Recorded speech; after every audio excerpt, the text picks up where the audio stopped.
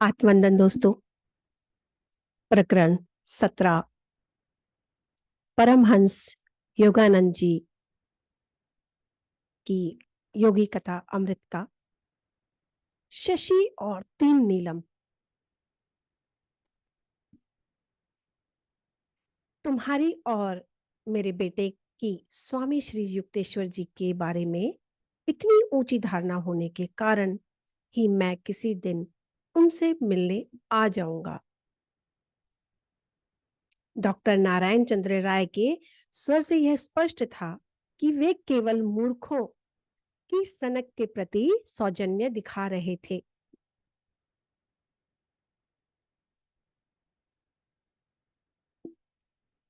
मतांतरण करने वालों की परंपरा के अनुसार मैंने अपने रोष को अंदर ही अंदर दबा लिया। ये डॉक्टर महोदय जो पशु चिकित्सक थे, विचारों से पक्के नास्तिक थे। उनके युवा पुत्र संतोष ने मुझे उनमें रुचि लेने के लिए अनुनय और विनय किया था। अभी तक तो मेरी अमूल्य सहायता कुछ अदृश्य स्तर पर ही प्रतीत हो रही थी। दूसरे दिन डॉक्टर राय मेरे साथ श्री रामपुर आश्रम में आए। श्री युक्तेश्वर जी के साथ अल्पकालिक साक्षात्कार के बाद, जिसका अधिकांश समय दोनों ओर से दृढ़ मौन ही में ही कट गया था, वे हठात वहां से निकलकर चल पड़े। किसी मरे हुए मनुष्य को आश्रम में लाने का क्या प्रयोजन है? कोलकाता के उस नास्तिक के चले जाने के बाद जैसे ही दरवाजा बंद हुआ, श्री युक्तेश्वर जी मेरी ओर प्रश्न सूचक दृष्टि से देखते हुए पूछने लगे, गुरुदेव, डॉक्टर तो जीते जागते मनुष्य हैं, किंतु शीघ्र ही वे मरने वाले हैं। मैं स्तब्ध रह गया। गुरुदेव, इससे उनके बेटे को भयंकर आघात लगेगा। संतोष को अभी भी आशा है कि समय उसके पिता के भौतिकवादी दृष्टिकोण को बदल देगा। मैं आपसे प्रार्थना करता हूं, गुरुदेव, उनकी सहायता कीजिए। ठीक है, तुम्हारी खातिर। गुरुजी का चेहरा भाव शून्य था और यह अहंकारी घोड़ा डॉक्टर भीतर ही भीतर मधुमेह की बीमारी से जर्जर हो चुका है, परंतु उसे इसकी जानकारी नहीं है। 15 दिन में वह बिस्तर पकड़ लेगा, चिकित्सक जवाब दे देंगे। उसका इस लोक से विदा होने का नैसर्गिक समय आज से 6 सप्ताहों के पूरे होते ही तय है। किंतु तुम्हारी मध्यस्थता के कारण उस दिन वह अच्छा हो जाएगा, परंतु एक शर्त है, उसे ग्रह शांति के लिए कड़ा पहनना पड़ेगा। वह निसंशय ही ऑपरेशन के पहले कोई घोड़ा जैसी उछल कूद करता है, वैसे ही उग्रता के साथ प्रतिकार करेगा। इतना कहकर गुरुदेव हंस पड़े।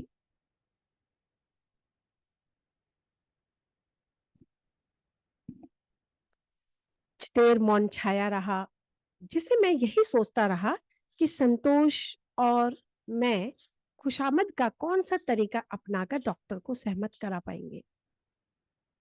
श्री युक्तेश्वर जी ने कुछ और बातें कही। जैसे ही वह अच्छा हो जाएगा, उससे कहो कि वह मांसाहार ना करे, किंतु वह इस परामर्श को नहीं मानेगा और 6 महीनों में जब उसे अपना स्वास्थ्य पूर्णतः अच्छा लग रहा होगा, अचानक चल बसेगा। मेरे गुरु ने आगे कहा, जीवन के ये 6 अतिरिक्त महीने उसे केवल तुम्हारी प्रार्थना के कारण दिए जा रहे हैं। दूसरे दिन मैंने संतोष को बताया कि वह जौहरी को कड़ा बनाने के लिए कह दे। 1 सप्ताह में कड़ा बनकर आ गया, परंतु डॉक्टर ने उसे पहनने से इनकार कर दिया।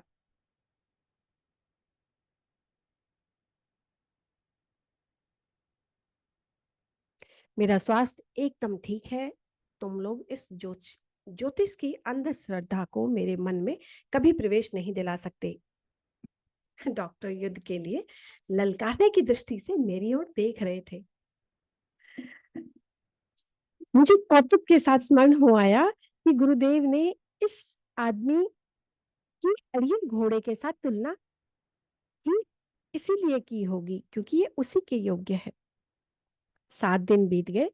डॉक्टर अचानक बीमार हो गए और तब नम्रता के साथ कड़ा पहनने के लिए राजी हो गए। 2 सप्ताहों के बाद उनका इलाज करने वाले डॉक्टर ने मुझे बताया कि उनके बचने की आशा नहीं है।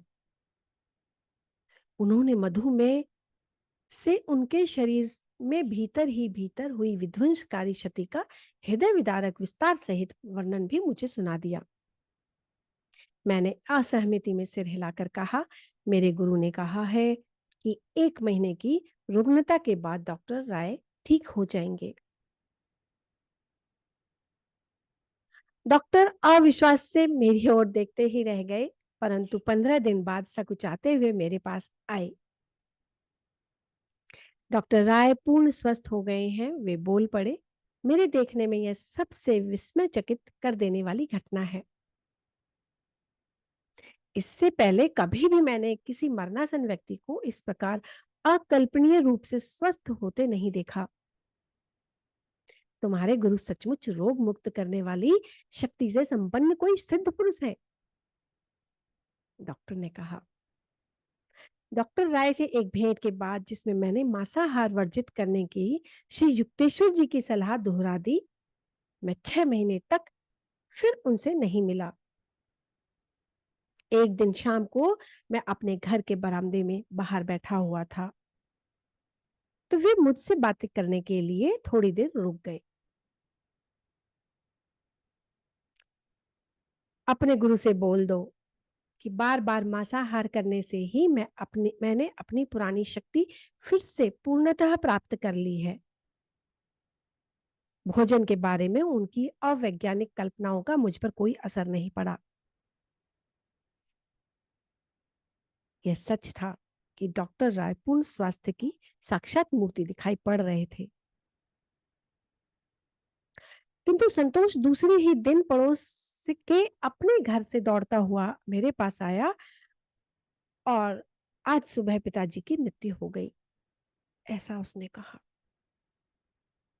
गुरुजी के साथ मेरे अनेक अनुभवों में से यह अनुभव सबसे विलक्षण था।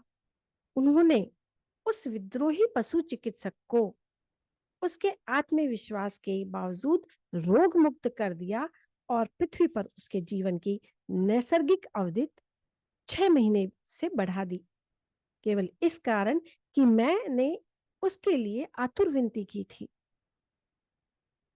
भक्त की उत्कृष्ट प्रार्थना को पूर्ण करने में श्री युक्तेश्वर जी अपार दया के सागर थे। अपने मित्रों को श्री युक्तेश्वर जी के पास ले आना मेरा सबसे बड़ा सौभाग्य था। उनमें से कम आश्रम में पढ़े लिखे लोगों में प्रचलित नास्तिकता का अपना जामा उतार फेंकते थे। मेरा एक मित्र शशि अनेक रविवार श्री रामपुर में आश्रम में बिताता था। गुरुदेव उसे बहुत चाहने लगे थे, पर उन्हें उसके उच्छृंखल और असंयत जीवन पर खेद होता था। शशि, अगर तुमने अपने तौर तरीके नहीं बदले तो अब से 1 साल में तुम घातक रूप से बीमार हो जाओगे। श्री युक्तेश्वर जी मेरे मित्र की ओर प्रेम भरे रोष के साथ देख रहे थे। देखिए, वार्निंग दे दी। मुकुंद साक्षी है, सामने है। बाद में मत कहना कि मैंने तुम्हें सावधान नहीं किया था। शशि ने हंसकर कहा, गुरुदेव, मेरी इस सोचने दशा में मेरे भाग्य को नियंत्रित करने वाली शक्तियों के प्रति मेरे प्रति दीन वत्सल बनाने का भार मैं आप पर छोड़ता हूँ। मैं सुधरना चाहता तो हूँ, पर मेरा मन अति दुर्बल है। पृथ्वी पर मेरे रक्षणकर्ता केवल आप ही हैं। मैं किसी और की बात पर विश्वास नहीं करता। तो ठीक है, कम से कम 2 कैरेट का एक नीलम तुम धारण करो, उससे तुम्हारे सहायता होगी। मैं उसे खरीदने में असमर्थ हूं, उन्होंने कहा। और वैसे भी गुरुजी, यदि कोई विपत्ति आ ही जाती है तो मुझे पूरा विश्वास है कि आप मेरी रक्षा करेंगे। तुम 1 वर्ष के अंदर 3 नीलम लेकर आओगे, पर तब उनसे कोई लाभ नहीं होगा, श्री युक्तेश्वर जी ने कहा।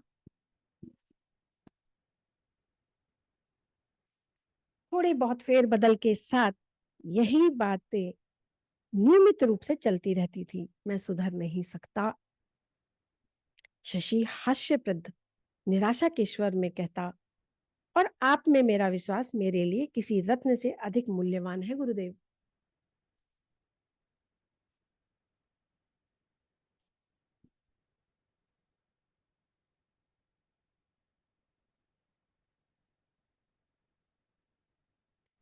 एक वर्ष बीत गया।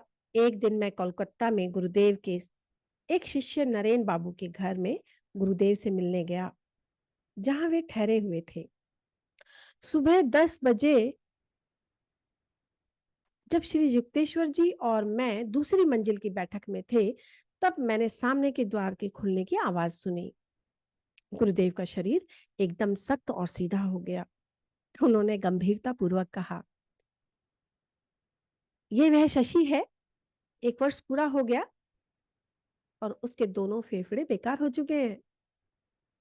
उसने मेरी बात नहीं मानी। उससे कह दो कि अब मैं उससे मिलना नहीं चाहता। श्री युक्तेश्वर जी की कठोरता देखकर मैं स्तंभित रह गया और तेजी से सीढ़ियों से नीचे उतरने लगा। शशि सीढ़ियां चढ़ रहा था। ओ मुकुंद, मुझे आशा है कि गुरुदेव यहाँ है। मेरे मन में अचानक यह विचार उठा था कि वे यहाँ हो सकते हैं। तो मुकुंद ने कहा, हाँ, परंतु वे किसी से मिलना नहीं चाहते।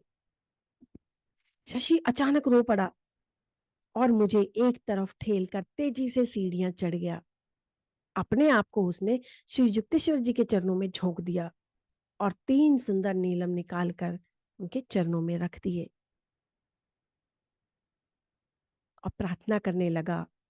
हे सर्वज्ञ गुरुदेव, डॉक्टर लोग कहते हैं कि मुझे फेफड़ों का क्षय रोग हो गया है। वे कहते हैं कि मैं 3 महीनों से अधिक जीवित नहीं रह सकता।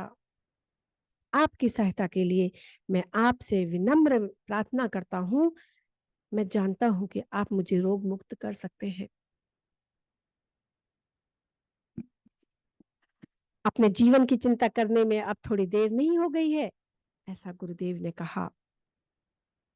अपने रत्न लेकर यहाँ से चले जाओ, उनकी उपयोगिता का समय बीत चुका है।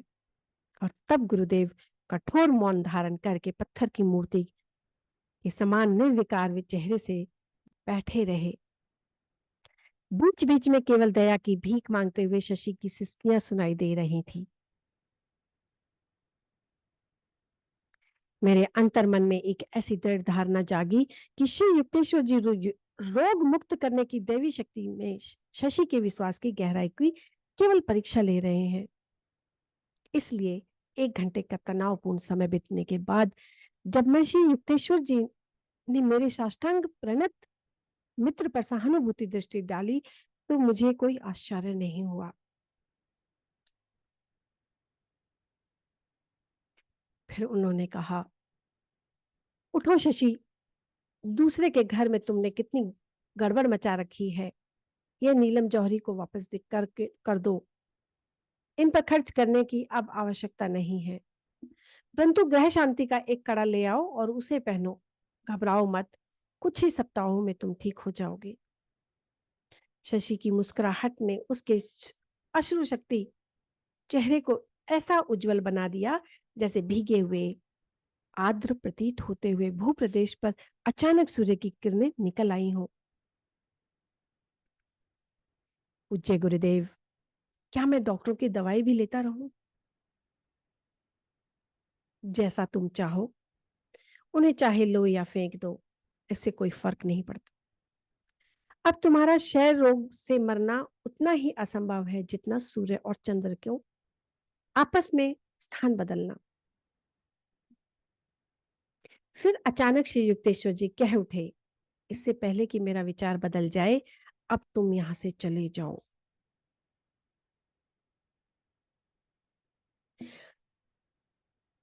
घबराकर उन्हें तुरंत नमस्कार कर शशि शीघ्रता से वहां से चला गया। अगले क्षण कुछ सप्ताहों में मैं अनेक बार जाकर उससे मिला और दिन प्रतिदिन उसकी बिगड़ती अवस्था देखकर मैं हैरान रह गया। शशि आज की रात नहीं निकाल सकता। उसके डॉक्टर के इन शब्दों को सुनकर मेरे मित्र के अस्थि पंजर देह को देखकर मैं शीघ्र अतिशीघ्र श्री रामपुर जा पहुंचा। मेरे अश्रुपूरित वृतांत को गुरुदेव निस्पृह भाव से सुनते रहे।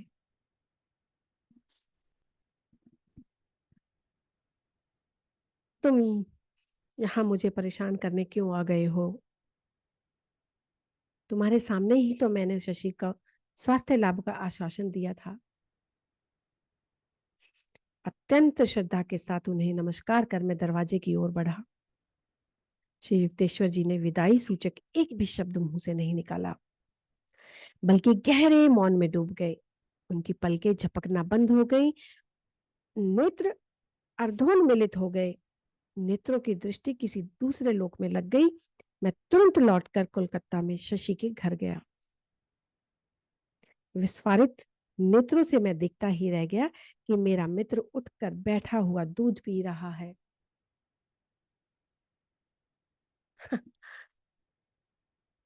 ओ मुकुंद, क्या चमत्कार हुआ!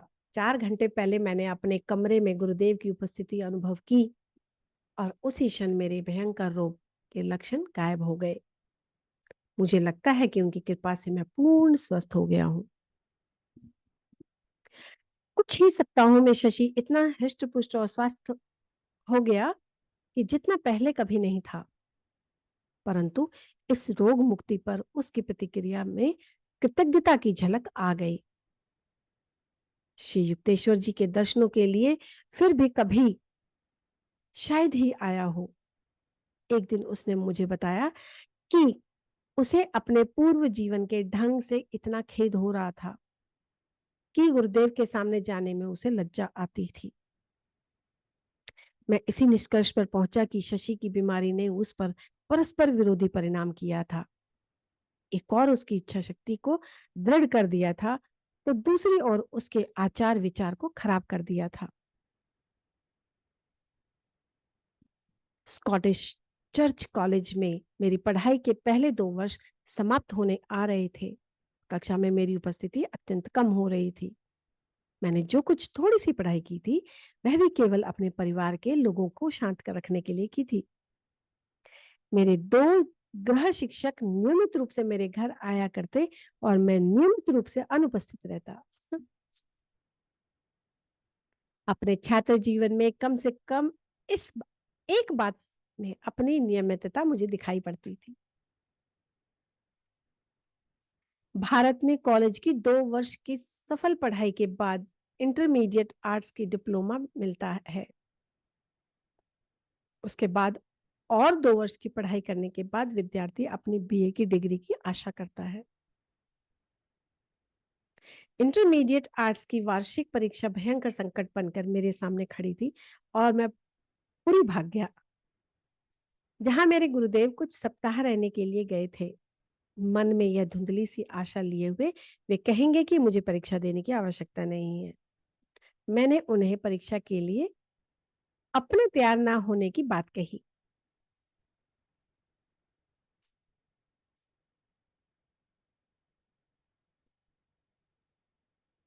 श्री युक्तेश्वर जी सांत्वनादायक ढंग से मुस्कुराए।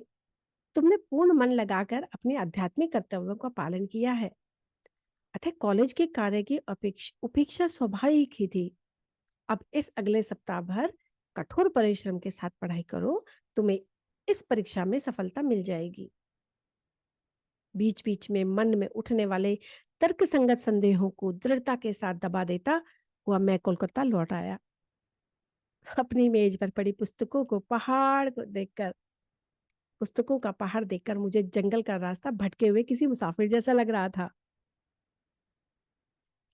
लंबे समय तक ध्यान करने के बाद मेरे मन में श्रम बचत की एक युक्ति आई। प्रत्येक पुस्तक को कहीं भी खोलकर जो भी पृष्ठ सामने आता, उसी का मैं केवल अध्ययन करता। इस प्रकार 1 सप्ताह तक प्रतिदिन 18 घंटे तक पढ़ाई करने के बाद मैं अपने आप को रटने की कला में निपुण मानने लगा। आगामी दिनों में परीक्षा के दौरान यह सिद्ध हो गया कि इस प्रकार का कि दैव अधीन या अस्त व्यस्त प्रतीत होने वाली मेरी पढ़ाई की पद्धति योग्य ही थी। सभी विषयों में मैं न्यूनतम से अत्यल्प ही अधिक अंकों से क्यों न हो पास हो गया। मित्रों और परिजनों द्वारा किए गए अभिनंदन में आश्चर्य उद्गार भी इस तरह से शांति से शामिल थी कि सुनते ही हंसी आती थी। पुरी से जब श्री युक्तेश्वर जी लौट आए तो उन्होंने मुझे एक सुखद आश्चर्य दिया। कोलकाता में तुम्हारी पढ़ाई अब समाप्त हुई, उन्होंने कहा। अब मैं ऐसी व्यवस्था करता हूं कि तुम विश्वविद्यालय के अगले 2 वर्षों की पढ़ाई श्री रामपुर में ही रहकर कर सको। मैं उलझन में पड़ गया। गुरुदेव, इस कस्बे में तो बीए का कोर्स है ही नहीं। वहां उच्च शिक्षा की एकमात्र संस्था श्री रामपुर कॉलेज ही थी और वहां केवल इंटर तक की ही पढ़ाई की व्यवस्था थी। गुरुदेव के चेहरे पर शरारत भरी मुस्कुराहट उभर आई। अब तुम्हारे लिए बीए का कॉलेज बनाने की खातिर चंदा जमा करते घूमने की तो मेरी उम्र नहीं रही कि अब मैं तुम्हारे लिए यहाँ पर बीए का कॉलेज बनवाऊं।